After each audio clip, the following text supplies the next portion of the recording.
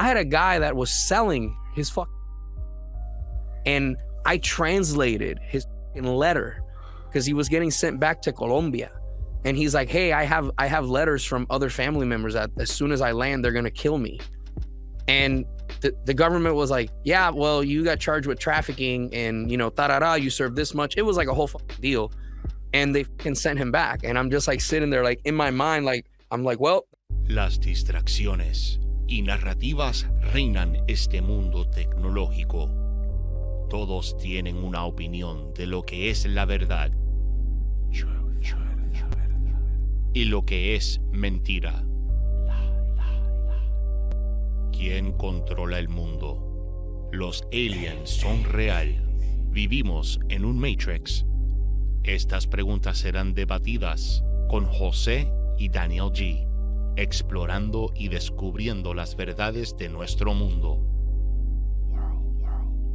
nuestras creencias y nuestro reality. Welcome to Cultura Truth Project.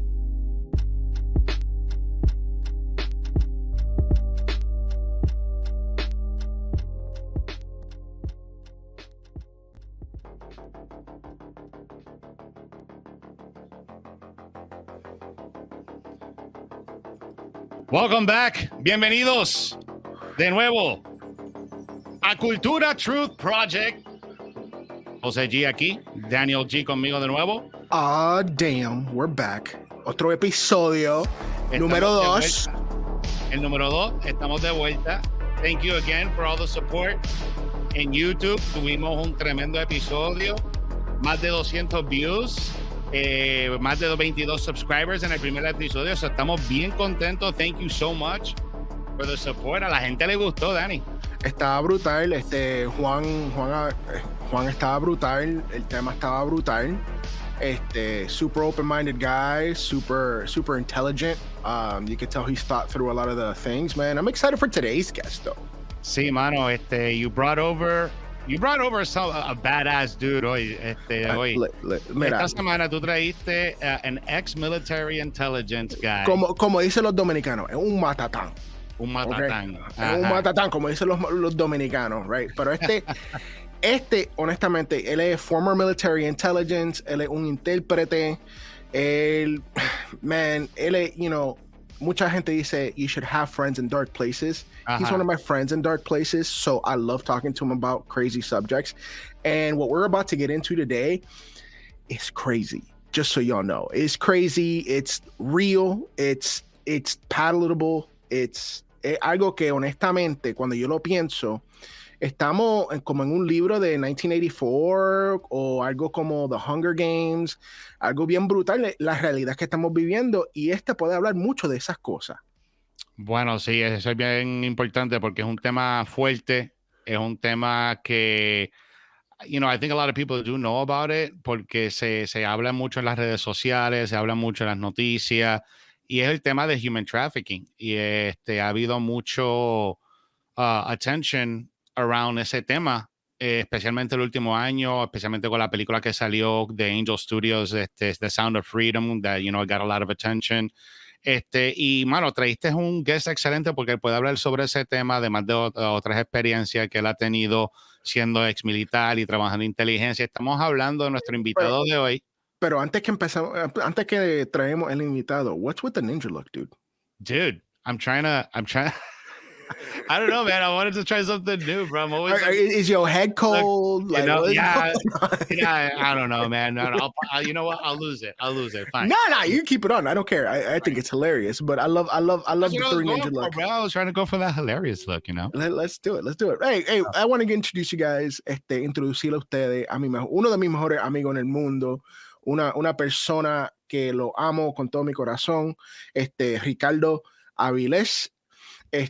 Intérprete, former military intelligence, former military police. Bring him on, man. Bring him on. Dímelo. Welcome to the show, Rico. Hi. Huepa. What's up, gentlemen? ¿Qué pasa, Papi? Ya tú sabes, Rico, welcome to the show. Names. Welcome to Cultura Truth Project, the first of its kind. And we're really really grateful que pudiste aquí, venir acá con nosotros, a contar un poquito de ti, hablar un poquito. Before we get into the interview, que Dani te tiene un montón de preguntas, where can the people find you, plug in your stuff, and tell us about who Rico Aviles is? Well, first of all, thank you for having me. I just finished listening to y'all's first episode. I think it was well over 2 hours long, right? About an hour and a half. Yeah, about an hour. About an hour and a half. I re-listened to it twice. That's why I was saying over 2 hours. No, man, I'm excited to be here. I'm not a big deal, but I appreciate the intro. My full name is Ricardo Abdel Aviles Aviles. I'm a former 31 Bravo, which is a military police. All that I know about military intelligence is what I learned on the certificate I got from AMU, my man. So Intel, I'm not an Intel guy, unfortunately. I'm just a MP and an interpreter, and I'm originally from Arecibo, Puerto Rico. Huepa, shout out. Huepa. Al Callao. And the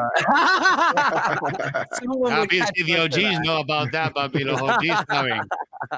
Old school people know about that. Yeah, man. And no, I'm 36. I currently reside in Springfield, Missouri with my lovely wife and my kiddo. And yeah, man, nowadays, all I do is I teach people about my experiences doing human trafficking cases as an interpreter. I teach people to be interpreters, and I do a little bit of comedy on the side, some jujitsu, and I'm just a dad, man. That's the biggest thing about me, brother. That's your biggest job right there. So Rico, let's dive deep. Let's rip off the Band-Aid. Me and you have had plenty of conversations. Before we do that, I have to point out, Jose, you look like Anuel if he was using like some Gucci glasses and he was trying to look like a broken condom. But you look lovely. I love it. Broken condom. I thought he was a Puerto Rican, the Puerto Rican member of the Three Ninjas, but that's just me. The Puerto Rican of the Three Ninjas. He's the white ninja. I love it. No, so Rico, vamos a empezar bien heavy, tú has hecho un montón de cosas en el tema de human trafficking. Yeah. Within reason. Pues claro, pero how did you get started and how did you end up working with human trafficking? I know it has to do with some of your interpreting, but yeah, you don't just fall into that. So how did that start? Yeah, I haven't told you the story. The way that I started with this is my first experience with child trafficking, which is what I'm known for in the areas about working child trafficking cases. My first experience with this was in Iraq. And we can talk about that a little bit later as we get into it. But in Missouri, how I got into it was I have a business called Language Ninja Solutions, which is basically my interpreting agency where I teach people and stuff. Thank you. And what ended up happening was back in the day, it was named Aviles Translations. And I mean, in Missouri, there's not a lot of interpreters. So it's one of those things where it's like, oh, that's cool. Like this person, teaches Spanish. And it's like, no, I do a little more than that. And one day, man, like way after midnight, I get a call and I wake up and it's this person on the other side of the line saying, hey, we need a Spanish translator. We have a situation here. We have someone that they think they talk Spanish and it's a woman, it was a girl.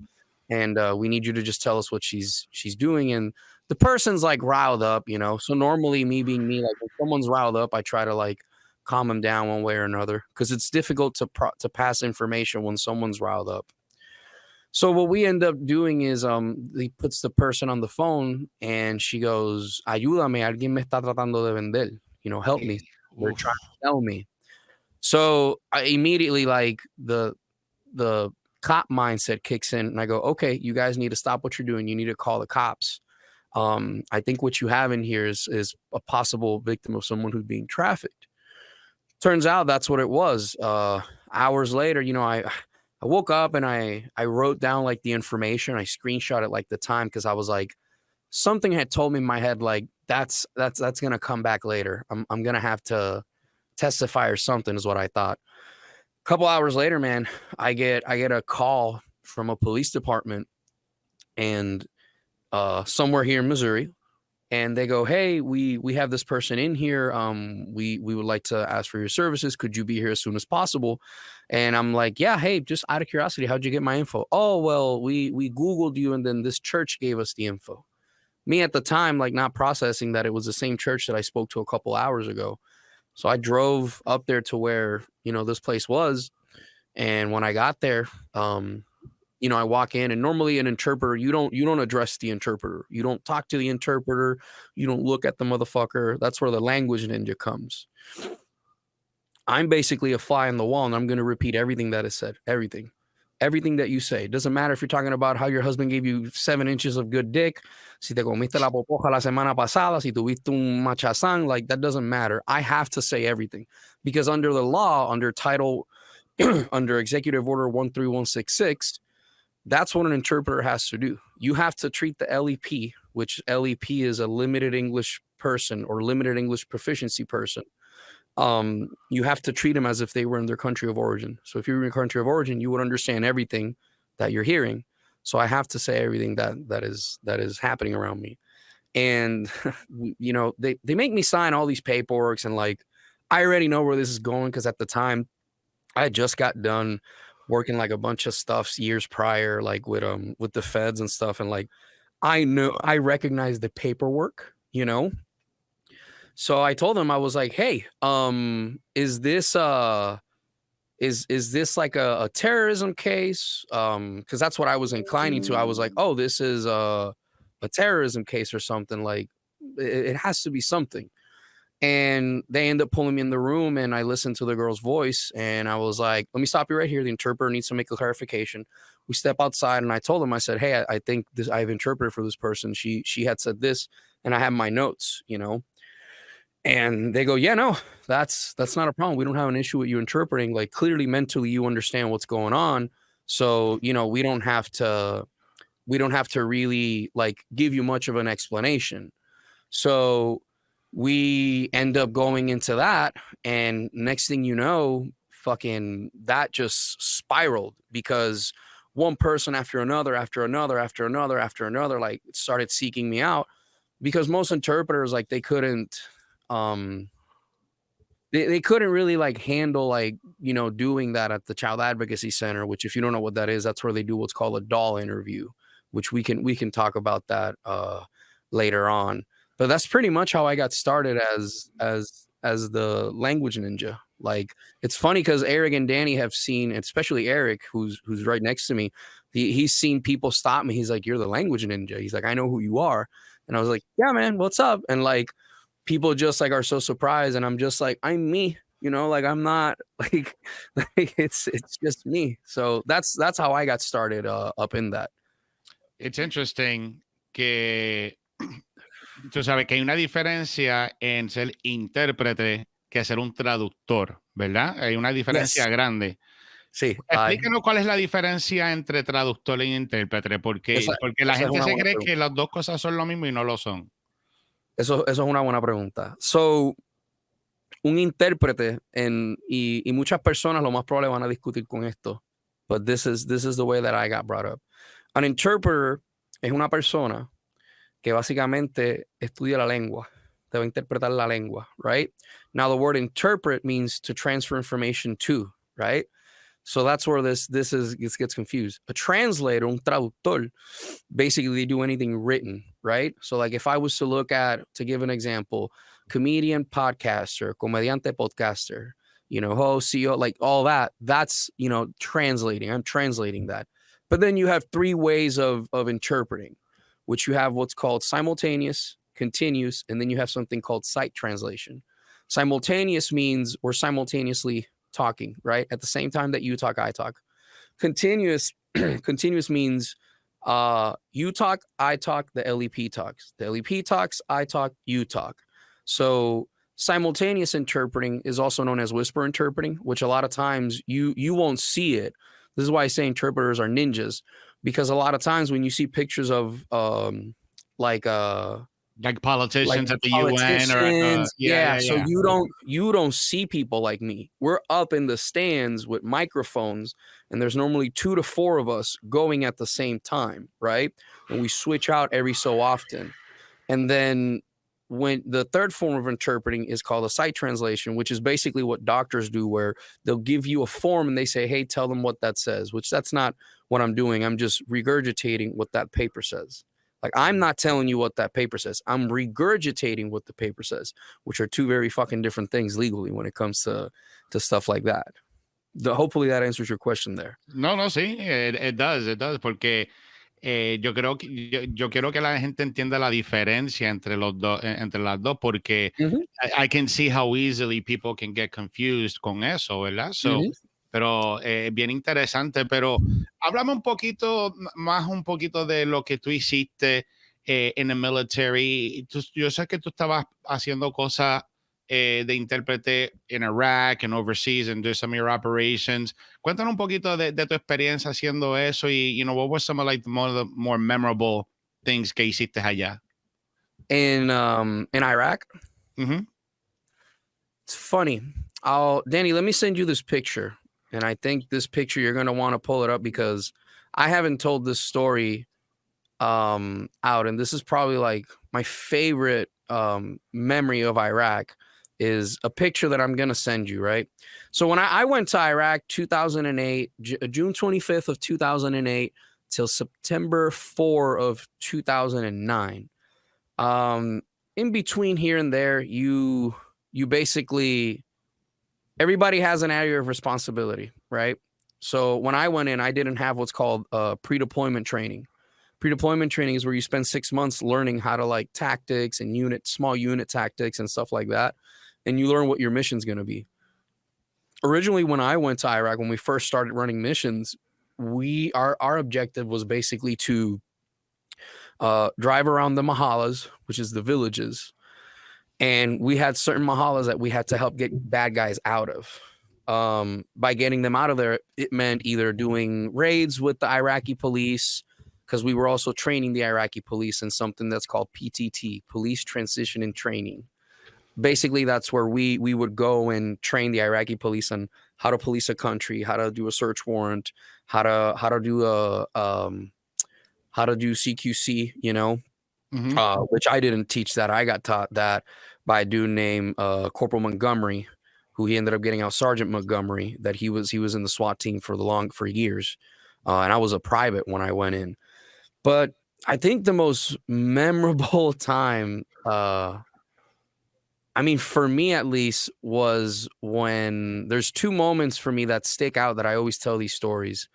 Is number one was the first IED that I found that my vehicle found.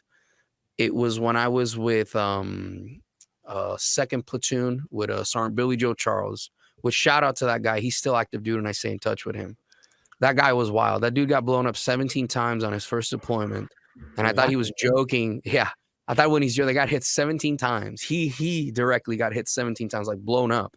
And I thought he was joking. And one day we were organizing his stuff and I found all his combat action badges, write-ups, which a combat action badge is what you get for engaging the enemy and stuff. And then I found a bunch of action reports that he had with him. And it was like detailing like the explosions and shit like that. So that was the dude that was like my leader, and this was my first time. So we were running through Almeria, which if we pull up Google Earth and you type in, I'll tell that story in a minute. That's a wild story of that rug right there. I'll explain that one in a minute. What was the name of the place? Almeria, Ameriya, Almeria. I think there's an H at the end. If you go to Google Earth, you type in Iraq, Almeria, it pulls up the whole mahalla, like the whole village. So we were out on sector, and my gunner says, "Hey, there's something shiny on the road, on the driver's side of the road." And you immediately stop 525s, and Christopher Bescher, shout out to that guy. He ended up getting out.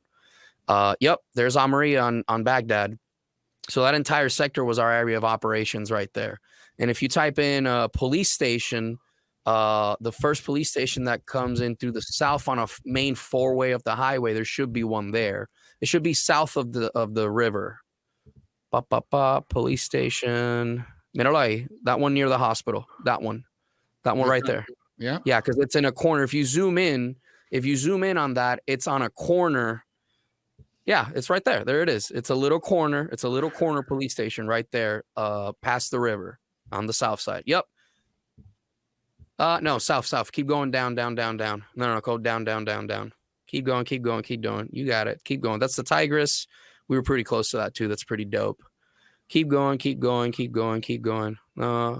izquierda un poquito, para la izquierda. Down. Zoom out a little bit. There it is, right there. Police station. Oh, there it is. So that little corner police station was the police station we were policing up. Yeah, I wish there was fucking pictures of that, man. It's wild to see this nowadays. And I remember that four-way specifically because on that four-way we also found an IED on that fucking four-way. So, what? Wow, shit. You can see that? That's cool. It's Google, man. Google has infected each and every one of us. It's a plot. Yeah. So we're going down a street one day and we, Christopher Betcher calls out that, hey, stop, vehicle convoy halt. And we start checking and he takes a picture. And when he takes a fucking picture, you see it looked like a can of paint that was like shoved in a water duct, right? And I'm like, wow, that doesn't look. And then it looked like, you can tell, like after so long, you can tell when someone's like put trash there and when trash has been sitting there. Because that's one of the things they tell you in training is like, oh, look for trash. There's fucking trash everywhere in that country, bro. Like there's fucking trash everywhere in that country. You find me a fucking picture or a video of Iraq that doesn't look like there's trash. That's not Iraq, motherfucker. It's like Detroit, I guess, not shitting on Detroit, but I've been through Detroit and it's like, ooh, it's rough. So we pull up to the side, we call EOD, and after an eternity, they show up and they pull out this fucking rocket-looking fucking thing. I'm not EOD, so I don't fucking know. I know that it goes boom and it's bad. And it was pointed right at us with a cell phone glued to the side. And the cell phone wasn't working because we had these things called jams that what they do is they fuck up any cell phone reception within an area. And it was a fucking IED that was aimed right at us. Wow. And that was like one of the times that I was like, oh shit, like this is wild, That wasn't my first IED. The first IED I encountered was like on my 5th mission. And I used to think like, oh, this is like cool. And we're going through a bridge and we're at the underpass. And I'm in the lead convoy and the gunner calls a halt. And he takes a picture and sure as fuck, you see 2 like rocket looking things like corded up together with rope and like 2 cell phones attached to it, fucking pointed right down at where we would pass. And like, I never forget that because I call that like a glass shattering moment. Like, oh, this isn't a fucking video game. Like there is no fucking respawn out of that point. Like we're fucked if we get hit. And that was like a moment that like really like I remember because like for a month after that, like every time I'd come back from mission, I would run over to behind my chew and I would just puke because of the anxiety. Like I realized like, oh, like these motherfuckers are genuinely trying to kill us. Like this isn't a fucking game, So you spent a lot of time there. You have firsthand experience with what happened. Now let's get a little dystopic, un poco raro. What is Hearts and Minds? So Eric's laughing. So Hearts and Minds, if you go to Google, right, and you type in Hearts and Minds army operation, right? What it was, for all intended purposes, and this is where we get a little it's actually called Winning Hearts and Minds, right? Hearts and Minds Vietnam War. Yeah, so okay, so stop right there. This is perfect. This is segues into it. Every time that there is an ending of an just type in Hearts and Minds and go back and you'll see it'll say every single war has a Hearts and Mind phase, right? Because that's normally when we go in and we're helping, whatever we did to that country. Yeah, see, Hearts and Minds Iraq, Hearts and Minds, whatever the fuck. It's basically a campaign in which you go out and you're trying to like, hey, sorry for fucking up your country. You know, sorry for doing this. We're going to give you some, stop me when this sounds familiar, right? We're going to give you some medical aid. In exchange for that medical aid, we just want to be able to like help. So in the Army, I was in charge of this thing called a bat and hide, which if you ask me right now, I'd be lying to you. It's called a bats and a hide system. Basically what it is it records your retina and it records other data about you, like your fingerprints and all that shit, right? And I remember carrying that around, and we would go into the villages and be like, hey, you'd go into a mahala and you would talk to the elder, right? And the elder would basically talk to you and it'd be like, hey, we're here to give you some cases of Gatorades. We're here to give you some medical attention. We see that some people are dehydrated, some people are pregnant. And then we would go in and we get their biometrics data. So one of the things that I've heard, and this is a conspiracy that I deeply believe in, is that every time that we have a Hearts and Minds campaign, what we're doing is we're collecting biometric data on people. And we're collecting information on people for us to be able to know, hey, when someone comes in, right? And that was part of the thing that we did. Because I remember very vividly one time we went into a village, and this ties closely related to the picture of the rug. We were doing Hearts and Minds operations. And this kid stops the convoy. He doesn't really stop the convoy. We were getting out, and he's like, Mister. And like you have to be careful with kids, because what these motherfuckers would do is los cabrones le daban AK-47 de madera a los nenes, and they spray painted. So what ends up happening is there's this guy that he would sell rugs in the corner of Amaria Street, which it's a street it was a street that we had named Amaria, right? And every time we'd go there, I'd talk to the guy. I'd be like, my friend, Habibi, like, how much? And I would see this rug right here. And he's like, my friend, for you, $1,000. And I'd be like, bro, suck these American nuts. Like, I am not paying $1,000 for that rug. So one day this kid, and if you go to my Facebook, Danny, I can send you that picture. That kid who gave us the info, I'm holding that kid. I have a picture with that kid. This kid just stops us and he says, Mr. Muziene, which means, you know, bad. And I go, what? He goes, bad people, mister, bad people. And we see a red handprint on the front of a house, which normally that was a terrorist cell called JAM. And I can't remember, Jalwusir. I'm trying to figure out what it stood for, because it wasn't around JAM terrorist organization. Yeah, it's if you find it, like, by all means. I can't remember, like, what was it called? It's JAM, JAM, terrorist organization. Basically what it was is it was like a group of extremists from Al Qaeda that they didn't like how Al Qaeda was doing things. And I might be paraphrasing this because, again, I was a private, and like a lot of information you don't get given. I remember this vividly because when we went in to talk, people were apprehensive to come talk to us.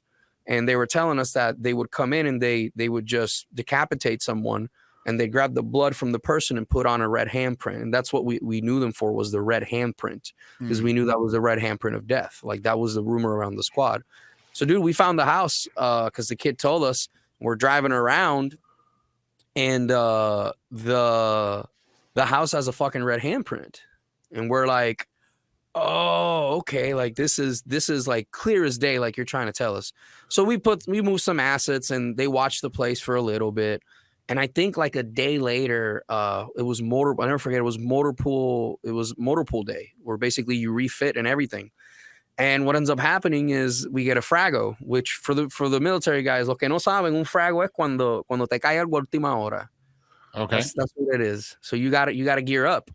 So we gear up and we hit this house after we had intel around like 2 a.m, and we get the guy out. And when we went into the house, like, he had bomb making materials, he had guns, he had wires for like to use and shit like that. He had so much shit in the house, man. Like, I remember this. And a couple of days later, we go back, and the entire fucking village is out. And I'm right next to the rug guy. And I go, my friend, Habibi, how much? He goes, my friend, for you, $100.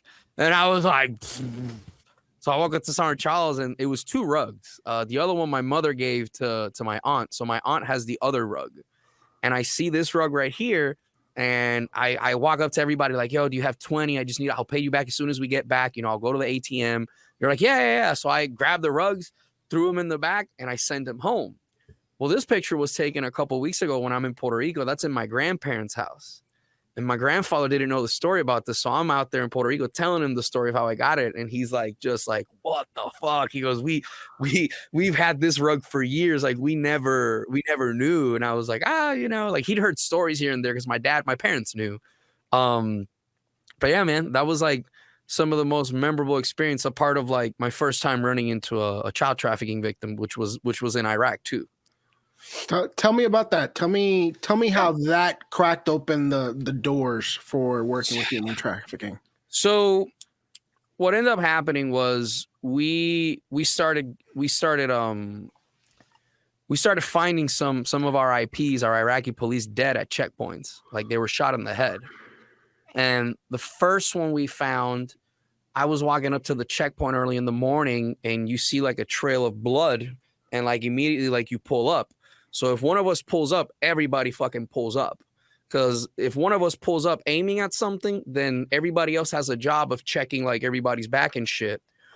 And when I pull up, like I see the two IPs, like they're next to each other, right? Like one's laying forward, the other one's like this, and he's got a hit like in the back of the head.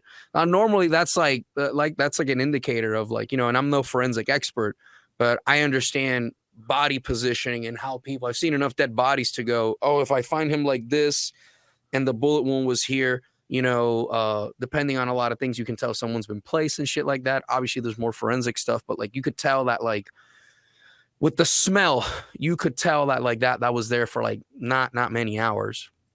So that happened for like a week or two. That happened where we kept finding, and we lost 8 IPs, man. Like we lost 8 dudes. So one morning, we're out hitting the checkpoints, and for you to go through from one place to another, you need a Gencia, which is basically like an ID card, right?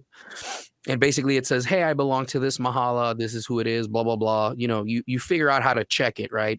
And you have interpreters. So like for me, like whenever I was around the interpreters, I'd always sit down and be like, okay, like teach me, what does this mean? Like key phrases that if I hear, I can hone in on a motherfucker. So I'm out and about, and we're just letting vehicles through, and I see a kid. Like you can tell what a fucking kid looks like. Kids aren't driving around vehicles in fucking Iraq, Y el nene tiene una cara, pero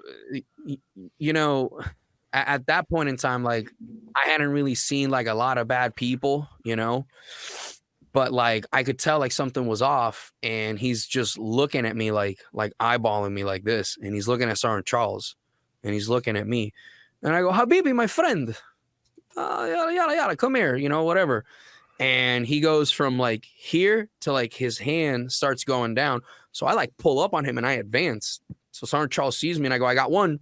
So I pull up to the driver's side, and Sergeant Charles is on his cross. So the guy's right here, Sergeant Charles is here, I'm over here, so we don't crossfire. And I told the kid, like, show me your hands, So he pulls his hands up, and like immediately we put him out of the vehicle. And when I look in the vehicle, there's a fucking handgun.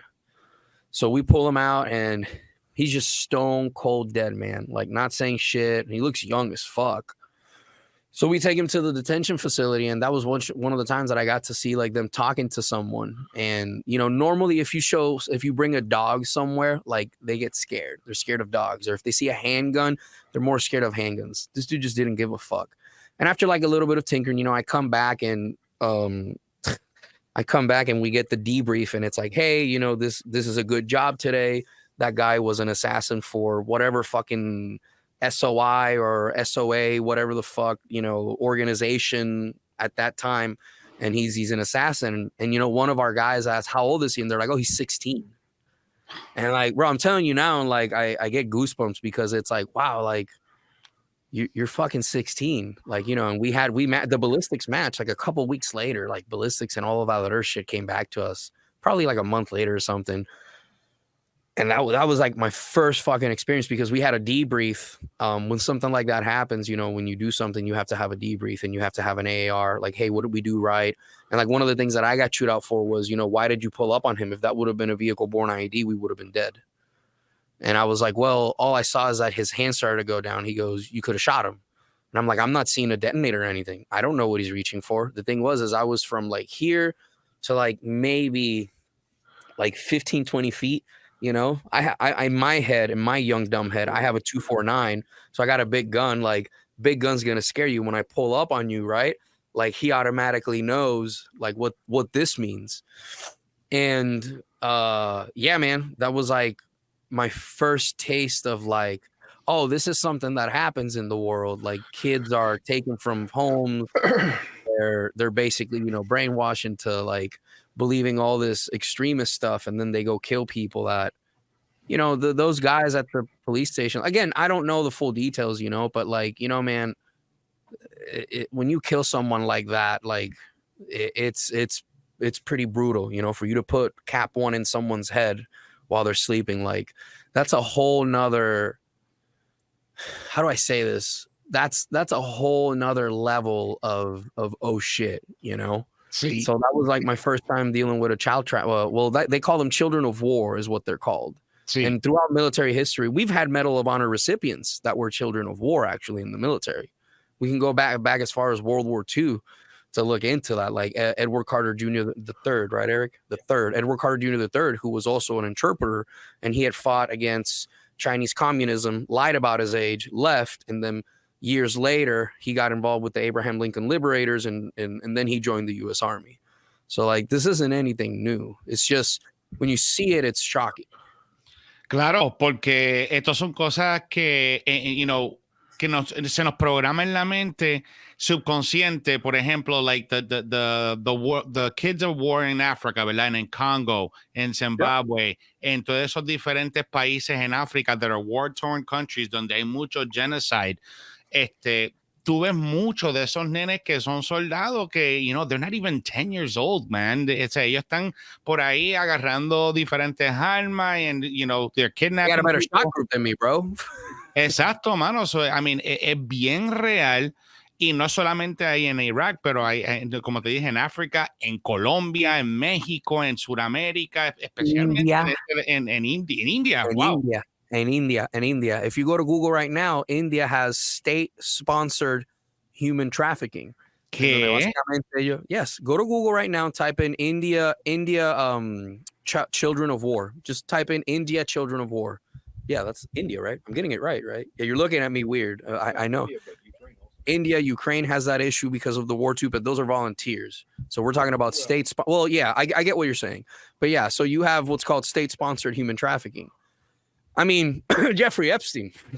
They call it adoption. Jesus. Yeah, some people call it adoption. You know, I call it, you know. So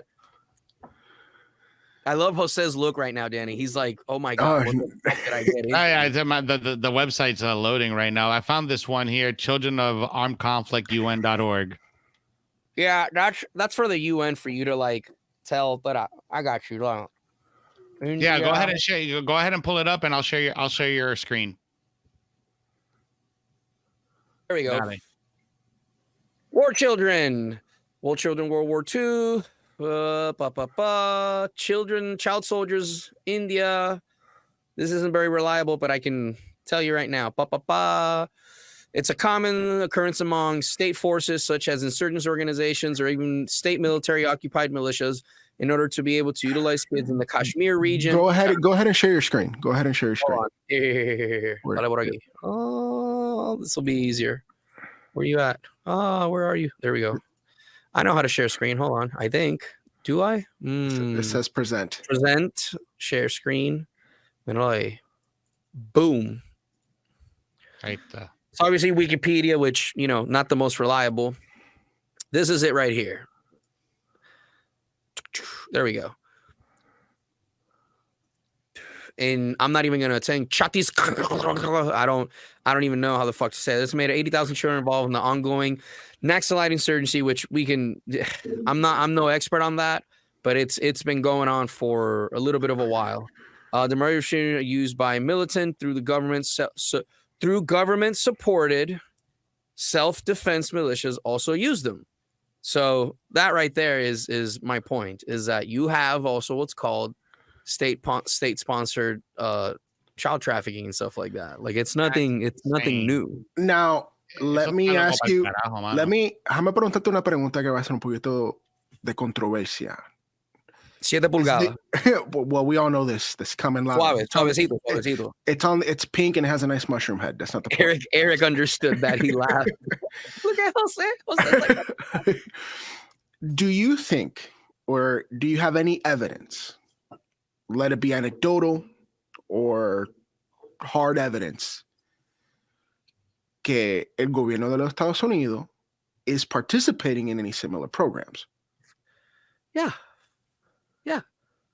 This is I had a case where these girls were okay. I had a case many years ago. This was a case that like really fucked me up. And this is the problem when you say that the government is participating in it. What do you mean by participation? That they turn a blind eye? Because if you turn a blind eye to something that you see that's really fucked up, you're just as guilty, right? Can we agree on that? I agree with you. Okay. Totally. So then the U.S. government has had an issue for many years, and I've been to these like cage facilities and shit where they would transport these kids or the kids would get away. And I had a case that this girl explained to us what they were doing is what they would do is the family would pay a coyote. Coyote is basically a guy who pushes you from border to border.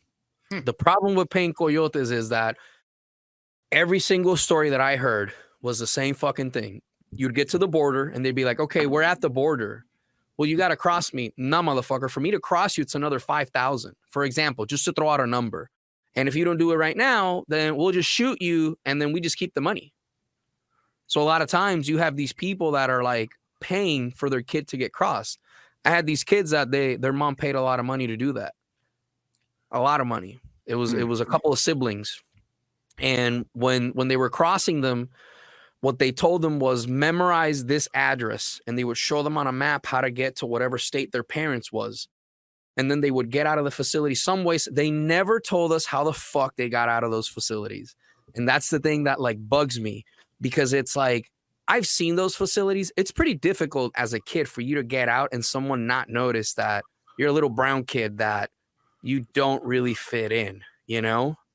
So what they would do is what they did was, and this is what's wild that most people don't know, what they would do is they would memorize the address, right? And they would tell people like, oh, no, my parents aren't here, right? And then they would escape and they would pickpocket, or they would, like these kids specifically, they pickpocketed people. And they ended up through the States, through fucking, what's it called? The bus system. Greyhound. They got on a Greyhound and they got to Missouri, and then from there they hitchhiked, right? Now, this sounds wild, but I'll give you another one. What other people were doing, and you remember when they were like saying that they were sending kids back without parents and shit like that? Let me tell you what I know for it to be true, because I interpret it for this. What a lot of those people were doing is they were paying their kids to get here. Some kids would say, yes, my parents are here. These are who my parents are. I don't know where they live. Those parents would then come, and there used to be a policy where it's like, hey, you can't ask if they're legally or not. But then what they were doing is they were making them go through court. And I know this because I had to interpret in a couple of those cases. And what they would do is they would talk to the kid and they would talk to the family. And then they would say, well, you have to bring evidence that that's your child. And then what they would do is in the middle of fucking court, they'd be like, oh, well, we need to have evidence of your home of address. And they wouldn't have that. And then they would ask them. And then they're like, you put people, the court system does a really good job of like learning how to corner people and put you in a pocket and then figuring everything else out. Right. I'm not saying that's a good thing. That's a bad thing. I'm saying that is something that happens. And I know that for a fucking fact. So then what would happen is they would just deport all of them. So now what you've done is, and I know this because I sat on those fucking deportation hearings, like where they were like, well, you're all going on this date and this time, blah, blah, blah, bye, you know? And to me, when I say that, basically what you're doing is you've just heard someone say that they paid to get their kid here. What do you think is going to happen when they get sent back? Do you think that those people aren't going to fucking know? You think that those people aren't going to go find those motherfuckers and make them work for them? I have no evidence if that did or that didn't happen. But I tell you what, if I was an evil motherfucker and I found out that someone came back and they got sent back, it's not hard to figure out the immigration system in America. It really fucking isn't. It's not fucking complicated. It's really fucking black and white. People just make it fucking difficult for whatever fucking reason it is, right? What do you think is going to happen to those people? I had a guy that was selling his fucking daughters, and I translated his fucking letter because he was getting sent back to Colombia. And he's like, hey, I have letters from other family members that as soon as I land, they're going to kill me. And the government was like, yeah, well, you got charged with trafficking and, you served this much. It was like a whole fucking deal. And they fucking sent him back. And I'm just like sitting there, like in my mind, like, I'm like, well, that motherfucker's dead. Like that dude's fucking dead, So yeah, man, like, is the government participating in it? I mean, CPS is an organization that has very little boundaries.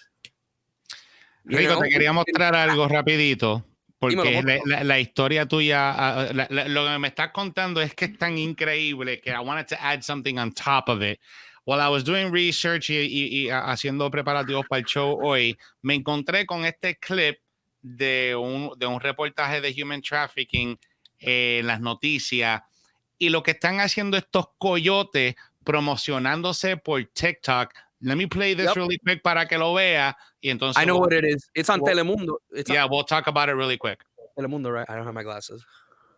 Al ritmo de corridos inspirados en la travesía migrante, se les ven en grupos caminando entre la maleza, en fila india en medio del río o escondiéndose entre los arbustos. Estamos en La Grulla, Texas, banda.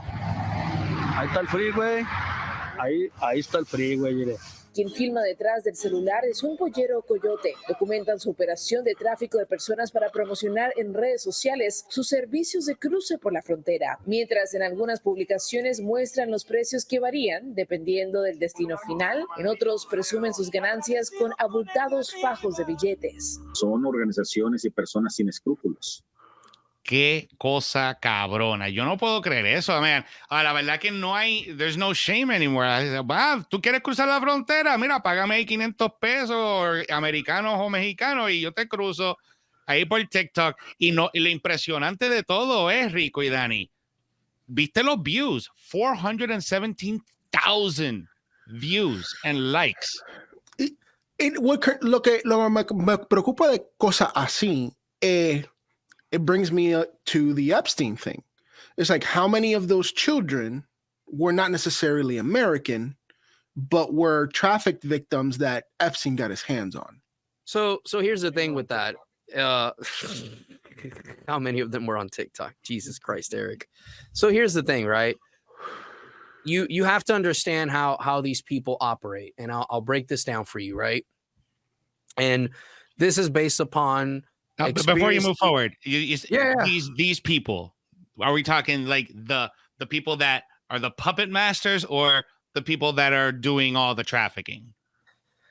Everybody's just as guilty. When I say these people, I'm talking about the motherfuckers that are basically, you can include anyone from the guy that is watching someone so they don't hang themselves and they disappear to go to lunch, to the technician that deletes, video evidence, just to throw something out there, right? Like, juntos pagan por pecadores. Got it. Right? So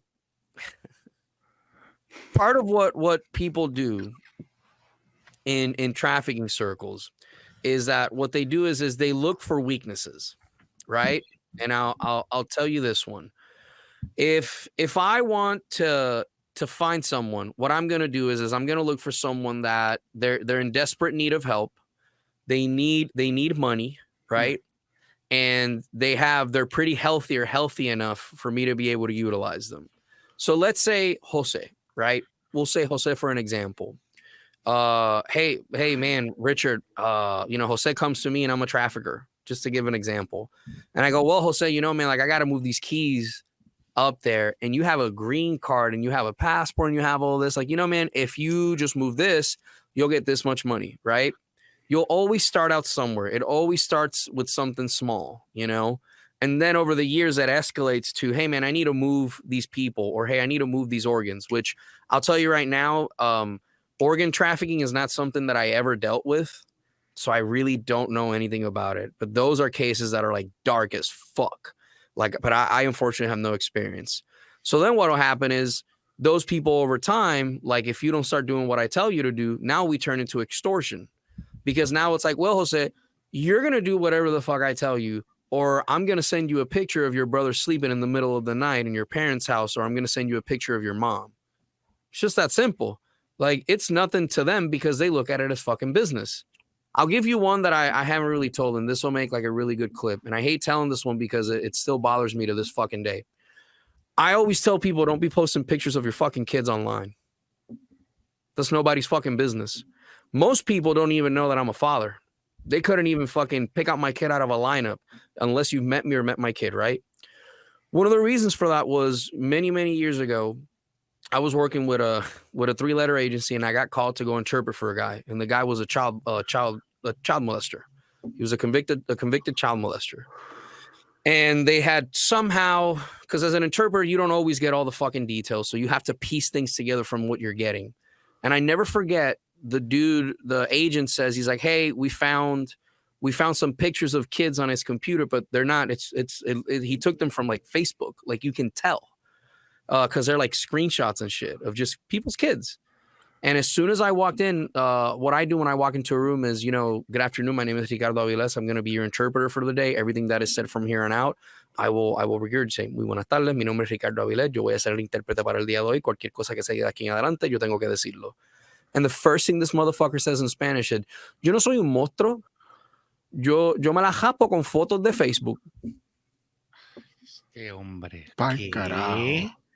So like after that, like I never forget, like I left like that angry, like fucking angry as fuck, because I was like, oh, I knew Facebook was like a double-edged sword, but I had never thought about that someone would just take random pictures of people's kids and they just, you know, get off to those until I interpreted for that motherfucker. And I never forget, because I went back home and I sat like in our fireplace and I just stared at it for like 5 hours, like just replaying in my head like what that motherfucker had said. And it was at that moment that I was like, yeah, I got to stop doing this, because I started like visualizing me like doing not so good things to this person when they probably can't fucking defend themselves very well. And that's when like that was like one of the last few cases that like I started, like after that I stopped doing cases like shortly after that, because it was just too many things. And like I always tell people, like when I teach people, I say, if you start having thoughts of like putting your hands on somebody or you're too emotional, you need to disconnect, because you're not understanding that you're there to provide a service, right? The problem is after so many years, you see parents that have trafficking charges that, oh, well, I know this person's phone number, and then a federal agency gets involved. And then it's like, oh, well, it's not child trafficking. Now it's child endangerment. Or, oh, well, we can't really prove that they trafficked them because it's just the kids telling the story and we can't really believe the kids. Even though, you know, man, you check somebody medically and like there's certain spots on the border that if they drink the water, their stomach gets fucked up. And that's a true thing, because there's so many fucking bodies on that river from people dying trying to cross over the years that it just, you know, I don't know if you've ever seen a liquefied dead body, but like it's not pretty. It's pretty bad. So like, you know, man, you see all those things and you kind of like start seeing things in like a different way. And then the problem is that, you know, for me at least, like the other issue for me was like people weren't like paying me. So like Danny knows this, because I knew Danny by then. Like a lot of people, like they would just skip on payment, and it's like most people are like, oh, small claims court. It's like, yeah, but like I had, you know, at one point, you know, totaling for 3 years, I had over 300 plus cases. So it's like you sit there and you're like, I have to go after everybody, like after everything. Like I don't want to do this, you know, and that's on me. But now, you know, it's looking back on it, it's like, yeah, man, when you do these things, you have to really know what the fuck you're doing, and you have to like have the patience to be able to understand, like, hey, man, like you're just here, you're here to do a job. Like you have to take it like that. If not, you'll end up fucking burning the world down. That's the problem people have. That's the problem I had at one point, man. Mano, pero wow. O sea, that's a lot to unpack right now. Okay. We'll go slow. We'll go little by little. No, porque I've heard these stories, so I'm just like, I felt comfortable. Danny's like in the back going, I remember that story. Yeah. No, pero es que es mucho para desempacar la realidad de lo que tú estás contando, ¿verdad? Y tú estás hablando de algo de que, como mencionamos al principio del show, es algo que la gente sabe y está como que aware, pero no saben, ¿me entiendes? Like the reality of the situation. I don't think people are aware. I'll differ with you on this, right? I think the problem we have is that I like to think, someone told me this is called like the Mr. Smith theory, right? It's basically like when, let's say you and I are having a conversation, right? And at one point you go, we're talking about Jesus. Estamos hablando de Jesucristo, And y de momento hablamos y de aliens. Y siempre que tú ves como nadie aquí tuvo esa expresión, pero hay ciertas personas cuando tú haces eso, hacen así. And as an interpreter, like I have to see people's reactions, right? Or I have to hear you. And I hear the change in your tone of voice. Because here's a little fun fact for you, right? And this is just interpreting wise. A lot of interpreters don't understand that you can't interpret forever. You can't just sit there for 8 hours and think that we're going to interpret, right? Like, Jose, you start talking and then I start talking in Spanish to explain to Eric. Like, you can't do that forever. Your brain only has a certain amount of RAM, right? So whenever you're doing this, like, people have to understand that you process, the majority of what you process is visual. So what I do normally is when I'm interpreting, I tilt my head and I get in like a relaxed, comfortable position. See, I'm not here, I'm here, right? And I'm straight and I turn my head to the side. A lot of times if I'm in a room where no one's seeing me, I close my eyes and I'm listening. And when you're listening, you can actually hear like different intonations like in people's voices and you can tell, right?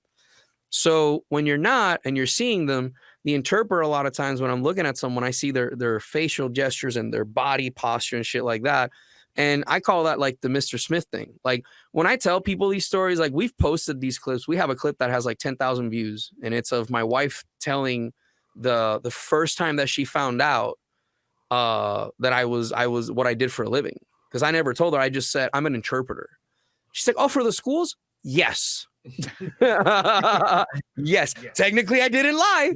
I didn't lie because I had to go to the schools.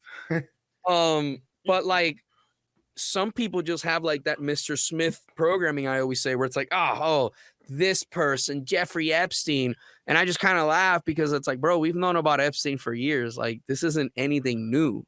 Like, this is nothing fucking new.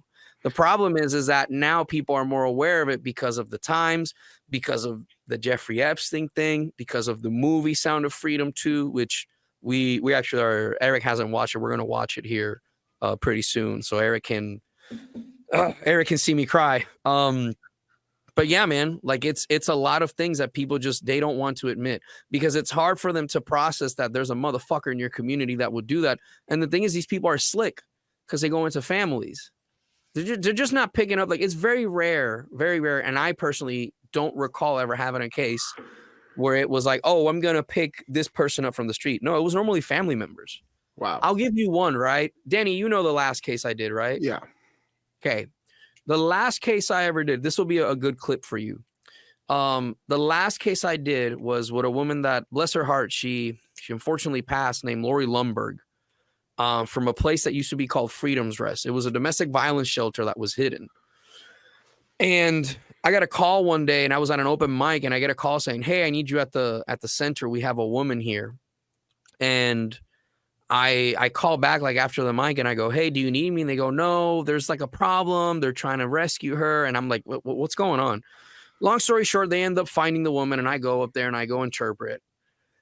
And I never forget, like, she was so skinny, bro, like probably like 110 fucking pounds. And you can tell, like, when you've seen malnourished people, right, in movies and stuff, when you see their ribs and shit, and you see their hands, and like normally you can tell malnutrition because the density of like their forearm. This is one thing that a doctor taught me. He's like, malnutrition, like if someone's super malnutrition, their forearm normally is like one of the first things for some reason, like the meat from there disappears. And again, that varies from person to person, right? This was just one thing that the doctor had taught me, because you learn a lot of shit as an interpreter. So I get up to the center and I start interpreting, and she goes, "Oh, I was staying with some family and my visa expired and they told me that they could leave me in the basement and this and that." And she had in her forearm, she had like rope marks that were like old as fuck. And I'm like, huh, that's weird, you know? But me, you know, trying at that time to think like openly, I'm like, well, you know, maybe some people are kinky or whatever, right? Because I also don't know what's going on. But I'm in a domestic violence shelter, right? And that's just the cop side of me going, well, it could be this. There's a million things it could be, right? A million things. She was like super, like, I could tell like she was like not wanting to talk and whatnot, and like just was like not feeling well. And in my head, you know, as the interpreter, I never got to say anything because I'm just a fucking interpreter. I'm there to do a job and I fucking leave. So the next day we were going to go try to find her a doctor, and they couldn't find her a doctor because she didn't have papers. And they needed to get a medical evaluation because they were trying to get a medical evaluation to get a search warrant, which we worked with a company named the Liver Fund, who helped run a background check. It's a bunch of intel guys that are ex-CIA and I think some SEALs and shit like that, that they helped out find some information on these people, and like the cops were able to like find this woman. What was happening was they were keeping her in the basement. They weren't tying her up. They would let her go out at night and she would come back. Stockholm syndrome. Wow. So I never forget this because I called someone from the gym and they were like, which I didn't know at the time, this person was not the best fan of me because I'm like goofy and I say weird shit to her. And she's like, oh, it's so out of context. Like, how would he know about this? You know? Y lo que termina pasando es que ella me llama y me dice, hey, we'll take her in. You know, no questions asked. We'll fucking take her in. And I was in the room and they're checking her, and she weighed 114 or 15 pounds, I think. And she was, you know, my height, and I'm a short dude. So as a woman, that's pretty tall. And when they asked her to do a pee and a blood test, she's like, yeah, no problem. I'll come. And they're like, hey, we're going to do a sonogram and an MRI.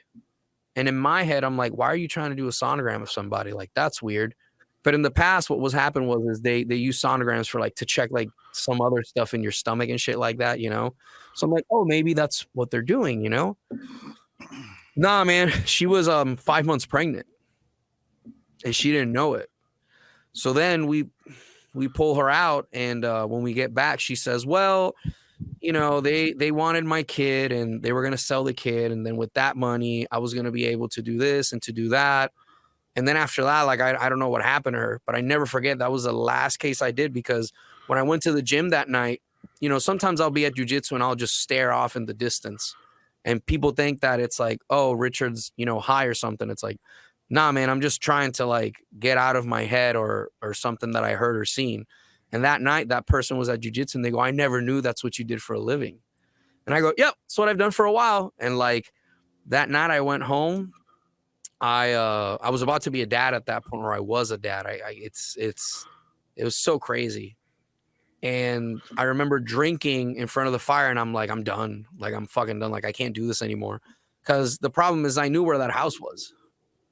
And it would be very easy for me to just go back to that house and just go pay those people a visit.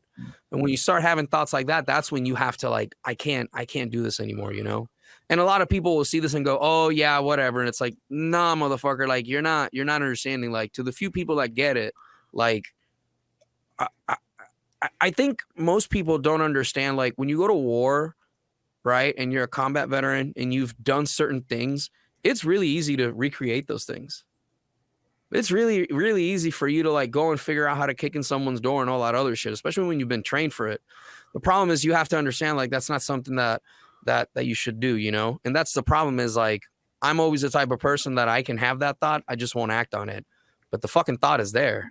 And the process and the assimilation of like how I'm going to do it step by step on what day, what do I need to do, like, is there. So that was the last case I did, man, because the feds came in and took her. And I don't know what happened, But at that point, I was about to be a dad, and it like just fucking bothered me. Like if someone was to do that, you know, and like that's when I was like, oh, but these are people. Like why was I not getting upset before? And you know, it's just trauma, man. Like you can only your brain can only, how do I say this? Tú no puedes tenerle el guante a alguien todo el tiempo. ¿Me entiendes? Porque es como los pejos, ¿verdad? Si tú coges un pejo y le tiras al pejo, cada vez que alguien va a tocar el pejo va a temblar y va a ser así. So it's the same. It's the same. Like I got to a point that I was like a rabid dog. Like everything would bother me, or like we would go out, and Danny pointed this out when we first started going out. Like I would see a kid and I would look at the kid and I would stare at the parent. And I'd fucking look and I'd just stare at them. And you could tell like vividly that I'm fucking staring at him. Or if I see a kid and like no one's paying attention to the kid, like I immediately like I hone in on it. Cause you know, man, you can only, and this is what sounds stupid, because I've had people at jiu-jitsu say, oh, you sound like fucking Batman or something. Like, no, motherfucker, it's that you can see so much and do so much until you start like hating the world. And that's not a good place to be. So that's a very dangerous place to be. It's a very dangerous place to be. And not only is it dangerous, but the problem is over time, if you don't manage it and you don't talk about it, and this happens to everybody who has trauma, right? I always say that because I help vets whenever they're not feeling well. One of the things that I always tell vets is like, do you feel like you hate the world? And like, they're like, well, yeah, everybody does. I go, no. You're not understanding. Like, people who are normally like that I've met, and I'm like that. Like I'm a person that I genuinely just fucking hate everything. Like I'm always there. He like, says I'm that, but there. he loves me. He says that. No, I do. Because the thing is, when good things come my way, I'm always excited because it could be a lot fucking worse. You know, because from fucking 18 to fucking 30 something, it was just fucking do. You know, work wiretaps, work this, go to war, go this, go be a cop, go work this, go work bail bonds, go work human trafficking cases, go work gang cases, go work drug cases. So it's like you get to a point that after so long, you're like, you start seeing the world differently. And then it's just not, it's not really fun, because like to go out with me, it's like an op order. It's like, okay, if this happens, we're going to do this. But like, that's when you surround yourself with different people. And like, you kind of like, they kind of like understand it, that it's like, you're not being paranoid. It's just, you know what could happen if it goes wrong. And you just rather be prepared to help. Yeah, it also goes back to, you know, todo ese tiempo que tú estuviste en el military, en el army, y ya tú estabas entrenado para eso. So eso ya está programado en tu mente, right? So it's like, I did 5 years, brother. I just did 5 years. Pero como quiera, that's part of your subconscious mind programming, bro. But it's 5 years in the most influential time of a young man's life. Exacto. Plus 5 years that were not slow at all. If you look at my record, like for 5 years, I did a lot of shit. Pero que por lo de esta manera que te dejó una impresión tan y tan cabrona that it's ingrained in your subconscious mind, bro, because para tú estar, you know, out and about y de momento tú ves una nena and then the first thing you look is at the parent, bro, it's like, ¿me entiendes lo que te digo? Eso es algo that, boom, it's a tick. Exacto. It's a tick. Es la manía de Rico. Yo lo he visto en persona. We've done comedy shows. We've done things on the road together, and it's literally who he is. Like, one of the first times I spent the weekend at Rico's house, I think the first time he brought me up to do comedy. Was this the one that we drank? The yeah, on the podcast. Yeah. No, it was weird because that morning we went out to the Bass Pro Shop Museum. Oh, Bass Pro Shop. Oh, se te fue el mic. No, he muted it on purpose. No, I muted it. I want to show you guys something. Bass Pro Shop be a cult as fuck, yo. Yeah, well, we'll get to that. But like, we went to the Bass Pro Shop Museum, and he had his daughter with him, and the entire time it was like a debrief even before we went out. He was like, "Yo, D, just be on the lookout, like have fun, but like some shit pops off, be ready." And it was just one of those things where it's like, I understand it because Jose, you know that our dad is like that. Mm-hmm. You know, our dad was always like that growing up. And it's like, even amongst his friends, they always think that I'm former military. And it's not that oh my God, the infamous bottle. Oh no, it's, you got a brand new one. That's heavy. No, That's heavy. Eso está fuerte. No, pero But it was like real quick. Like Rico said that he like when he first met me, he thought I was former military because the way dad raised us to be like super hyper aware and all these other things. But it's not because I'm former military. It's because Jose, you grew up the same way I grew up. That like we know the sketch situations when we see them. We know the sketch people when we see them. Esa malicia de estarle donde estábamos and like to not trust anything. It's kind of ingrained in us, and Rico recognizes that, and he was like, "You former military?" I'm like, "No, never been in the military in my life." It's just, yeah, definitely raised military as fuck, though, definitely. Pero vamos a hablar de algunas cositas ahora un poquito out there, porque yo me imagino que, tú siendo intérprete, tú probablemente has escuchado conversaciones que han estado como que like, what the hell, ¿verdad? Pero muchas de las cosas que se hablan en el internet, especialmente cuando es de human trafficking, son que si los child sacrifices y que si Illuminati, secret societies cogiendo estos nenes to like, suck on their blood, and I don't know, ¿verdad? Pero have you ever come across like some sketchy characters que tú estás diciendo, esto está cabrón, and you can't do anything about it? Yeah. I had I remember this. I had a mom that was prostituting her daughter in exchange for money, and her excuse in court, I never fucking forget this, was, well, it's in the Bible that it should be kept in between family members and shit like that. And I never forget this. The argument of the state was, well, why were you charging them money then? Because she was trying to make it look like it was like for religious purposes and shit, which, by the way, was not going to fly either way. Mm-hmm. Yeah, like what a fucking defense. Use the Bible to like, yeah, it's in the that was her defense. That was her defense, and this is on a pretrial hearing. Yeah, like what the fuck are you talking about? And that's when they were like, well, why did you charge money? And she said, she whispered, she goes, well, I got to make a living somehow. And I said that, and she was like, no, I didn't say that. The interpreter heard wrong, and intérprete escuchó mal. And when someone says that, I immediately look at them and I go, the interpreter stands by their rendition. El intérprete mantiene la interpretación. And like, I look at you and like, my face doesn't necessarily say, hey, I'm friendly, come hug me, So like, you get that a lot with people that they try to like bring up like religion some way, somehow. Oh God, like that seems to happen in a lot of cases. I had a case where a dude was dating a girl that she had lied about her age, and like some shit had happened, and he had tried to use the religious angle too, trying to say, well, when you date younger women, it's good because in the Bible it says, and I'm like, bro, where the fuck are you? Like, what sort of fucking defense is the Bible as a defense? Like when you're doing this type of shit. So like, do I think that shit like that happens? I mean, yeah, like it wouldn't surprise me. There's actually like, if you read up like if you scare someone, like their blood spikes or some shit, like they do it with deer. I know with deer, like Eric says, like, hey, you want to just get them quick, you want to get them quick because the meat can taste differently. And I'm not that avid of a hunter that I can tell the difference, meat's meat.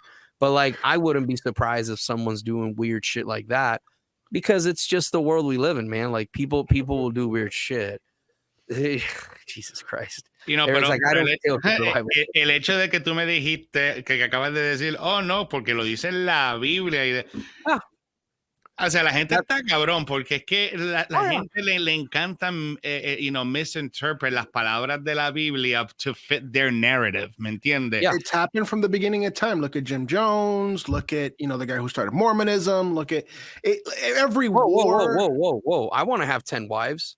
As long as I can clone my original wife, that would be cool. If I could clone Bridget. Bro, Bridget would kill all the copies. You need to stop.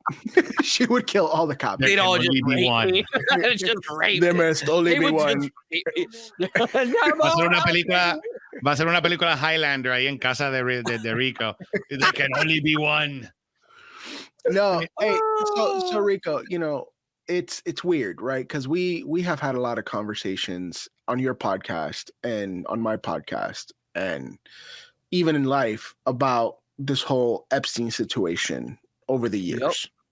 And I remember a little over a year ago, right as she got, you know, Ghislaine Maxwell got sent to prison, you were like, I have a copy of the list, an unedited copy of the list. Oh yeah, like a year and a half ago or some shit. Yeah, like yeah. Yeah. And you told me don't say nothing. Something pages. Yeah, it's public knowledge now, right? Yeah. It's been, you know, it's transparent now for the most part. Are there any names on the list that you were either shocked or not shocked by? No. Because here's the thing. So here's the thing, right? I look at everything. My dad used to tell me this when I was working as an MP, is like, let the evidence come to you. Don't jump to a conclusion, because a lot of times something that looks really bad might not be as bad as people want. Ooh, shit. Hold on. The camera angle there. There we go. A lot of times what looks like something really bad might not be bad, right? So I've seen the list. Like, none of the names surprise me. Now, the thing is can you prove that all those people were going out there, you know, for doing this? Can you prove, like, there's a plethora of things that we could sit here and talk about. The other problem is that when someone is willing to kill someone, or let me rephrase this. When someone who is a key element and or instrument in something disappears, that tells me one of three things. Number one, that person probably had a bunch of people who hated them, so it's really difficult to prove and narrow it down to one person. Number two, timing. What's the timing of that death? Number three, if this person dies, what they would have exposed and or said, would it have been greater than to just keep them alive? Because that's the thing that most people don't think about, is when you off someone, you're offing them probably because what they're about to do is way more detrimental than me just killing them and getting rid of them. It's just easier. So, like, to me, when I saw this list on the name, like, you know, like the Stephen Hawking ones, like, I remember us talking about it and writing jokes about it. And I was like, I remember you were like, yeah, but you can't. I remember you had told me, yeah, you can't really say these jokes because it's not the right time. And now you have fucking comics and people saying the same shit that Danny and I were joking about. Like, you think he like would look at the midgets and do like a bump of coke and be like, thank you for the coke. But like the coke doesn't do anything. It just makes the machine go faster, you know, like jokes like that we were saying. But like the list, it wasn't an official list either. So I was like, you know, like I don't want to say a joke. And then next thing you know, it's like, you know, you get sued by the Stephen Hawking Foundation or something like that, which shout out to Stephen Hawking. Apparently he liked midgets. You know, he just like, which that was a joke that I had. I remember I was like, I remember when you ran that joke for the first time. It was good. Yeah. I was talking about how, what if Stephen, Jeffrey Epstein wasn't trafficking kids. He was just trafficking little people. And he was telling people that they were kids. And these people thought they were sleeping. Like, it was like a whole thing that I had written about, because it was like the whole Stephen Hawking things. Like, I knew about that. So it's like one of those things, man, like nothing really surprises me. Like, so, you have to understand one thing, like power and money go hand in hand. So a lot of these scientists and a lot of these people, you know, Kaylin Hanks has said that on my podcast. Kaylin's like, yeah, there's like over 1,200 type of species of scorpions, and we only know less than 300. And there's been evidence that there's some scorpions that their venom have cancer-killing properties. Well, why the fuck is no one spending money on that? Oh, because no one wants to fund it. Well, why does no one want to fund it? And then you start going down that path of like, well, that's strange. Why the fuck would no one fund that? So like, that's one of the things that I go down the rabbit hole of like, why? Like, why? The thing is at some point, you know, one of the things that I tell people is when you're looking at something, right? When you're looking at evidence, or when you're looking at what someone's telling you, look at what they have to gain or lose, right? I'll use myself as an example. I have a lot to lose for having this conversation, because Lord knows what motherfuckers listening going, I remember that dude. I remember that fucking face. Because that's happened to me at the cigar shop. Like, I was at the cigar shop one time. This dude walks in and he looks at me. He goes, you were my interpreter in court for DUI court. And I'm like, I don't remember you. Like, hey, you know, man, how was it? thousands. Papi, todo bien? Yeah. So like, you want to Davidoff? Let's share a Davidoff. Shout out to Davidoff. I didn't offer him a drink. That's funny. I like that.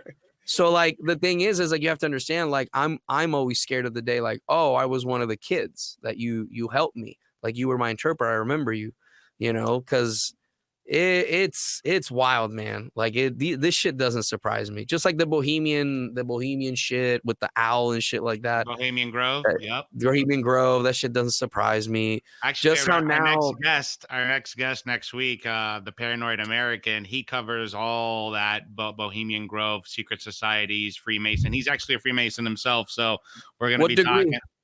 I have no idea. So we're gonna be talking. We're gonna be talking about that. We're gonna be talking about the. I'm a brother. Yeah? I'm a second degree. Yeah, I'm a second degree. Awesome. Yeah. So yeah, we're gonna be talking about that, and we're gonna be because he covers a lot of the Bohemian Grove stuff, and he collects like those yearbooks. He collects them, so it's gonna get crazy next week, though. I want to see that motherfucker. Yeah, that shit's cool. It's what and the reason I ask these questions about Epstein, not because the conspiracy behind it, but like I'm looking at it from like we always talked about. You know, in private, it's like you got to look at the money and the evidence and look at it like a Rico case. You know, not to use a pun or anything, but but let's say if you were lead investigator in this, was Epstein the pawn to blackmail others, or was he the guy that was just a really fucked up human being and just the guy, el tipo que usaban pa, to fall, the fall guy? Was he the fall guy, or was he the guy? Was he truly that evil to take children into this island and just put A-listers? He was the pimp for the A-listers, basically. You don't know. We won't know because he's fucking dead. This is the sad part. And Ghislaine Maxwell, hey, shout out Ghislaine. Yo, wherever you at, girl, I'll interview you. Like, I'll have you on the podcast, girl. I know where you're at. Like, everybody knows where she's at now. Like, for sure, I would interview Ghislaine Maxwell. I'll put that out right fucking now because I have fucking questions that I want to ask her just to see, like, if she's going to play dumb or if she's going to, like. Esa mujer no va a responder las preguntas. Esa mujer. You'd be amazed. You'd be amazed, Jose. You'd be amazed. Really? You'd be amazed. You'd be amazed. You'd be amazed of like what people like once they sit down with me, like people just for some reason when we sit down with people, like people want to talk. Like we've had people on the podcast confess to some shit that I'm like, okay. Like we had a guy that admitted to sleeping with hookers while he was married, and a hooker blackmailed him. And then told his wife and sent his wife a video. Oh yeah, what was you know what I'm talking about, right? Yeah. He wrote a book. He wrote a fucking book about it. And I was just like, oh fuck, like that sucks, bro. Yeah, he's probably divorced now, yeah. So you know, man, when we're talking about like shit like that, you know, you kind of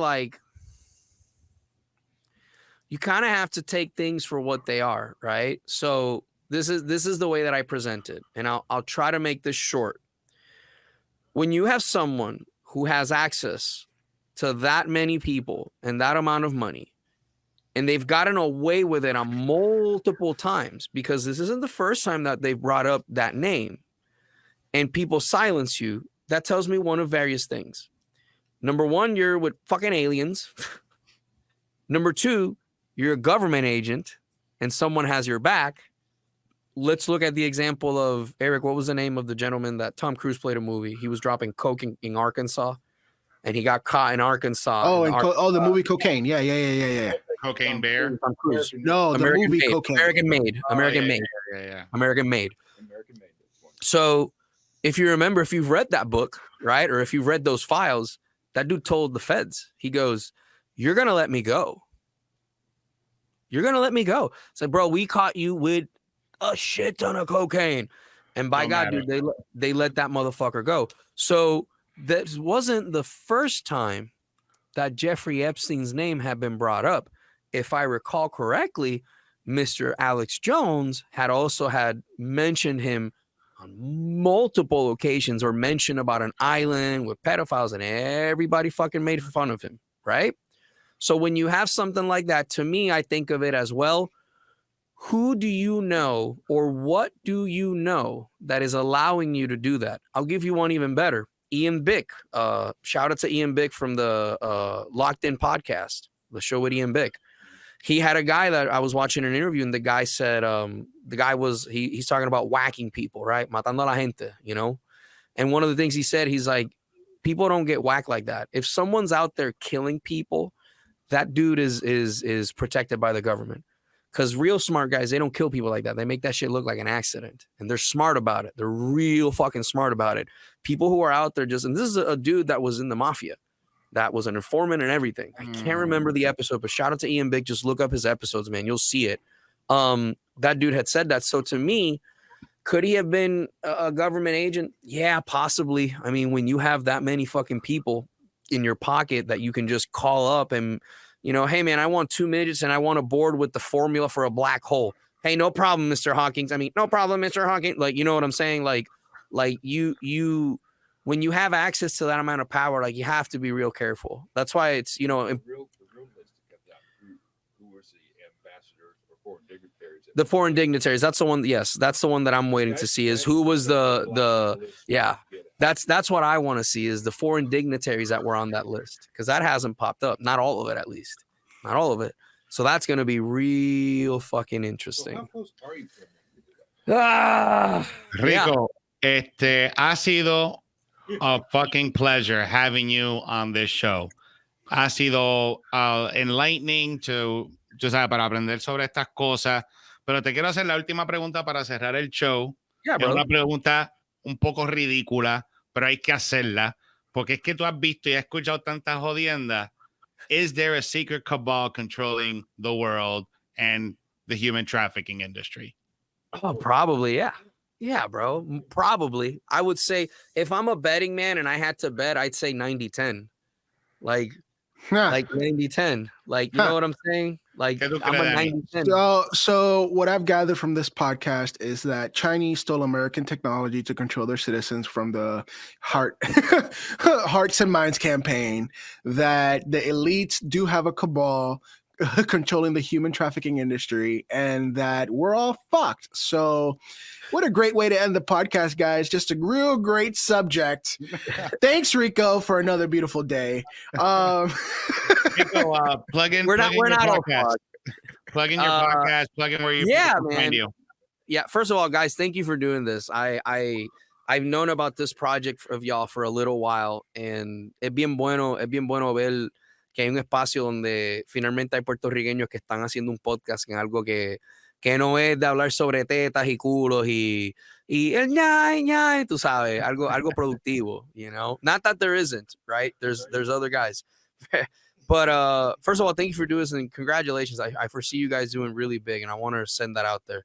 Secondly, I don't think we're fucked, man. The number one thing that I tell people when I do speaking engagements or when I teach is we're not fucked. We just all have to collectively understand that this is our problem. It's your problem. And you're not going to be able to solve world hunger. You know, you're not going to be able to solve like human trafficking. What you can do is you can watch your own surroundings. You can watch your own neighborhood. You can know, you know, that doesn't mean be too friendly. That just means like be aware of your surroundings. And if you want to listen to more of my shenanigans and stuff like that, I have an episode that we did that was basically like the human trafficking interpreter on our podcast, which is called the Rico Podcast.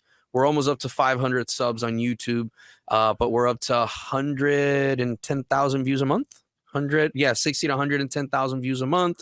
So that's thanks to, you know, everybody. You can find us on Instagram everywhere, just Rico Podcast. It's the one with the bald guy and the dude that used to have a receding hairline where you could park a C-130.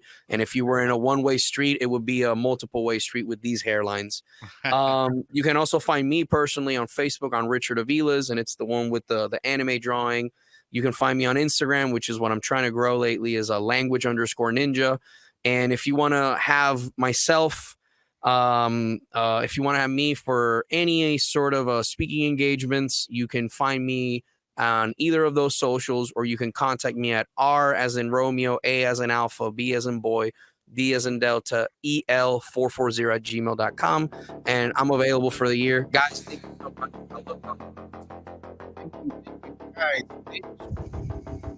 What? Danny, I can't hear you.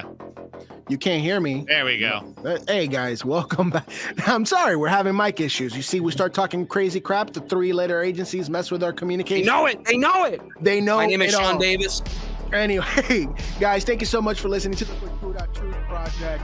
And I'm having more mic issues. Give it up to my brother, the host, Jose Gonzalez, and give it up to Rico Aviles. Guys, see you guys next time. Gracias, Love mi y'all. gente. Nos Mwah. vemos. Gracias por estar. Esto ha sido Cultura Truth Project. Nos vemos la semana que viene. Tenemos una entrevista con el Paranoid American, so esténse pendientes para esa. Nos vemos. Subscribe to Cultura Truth Project. Dale subscribe, ya lo vieron. Estamos en YouTube y estamos en Rumble, so dale el like. Ahí está. Nos vemos, mi gente.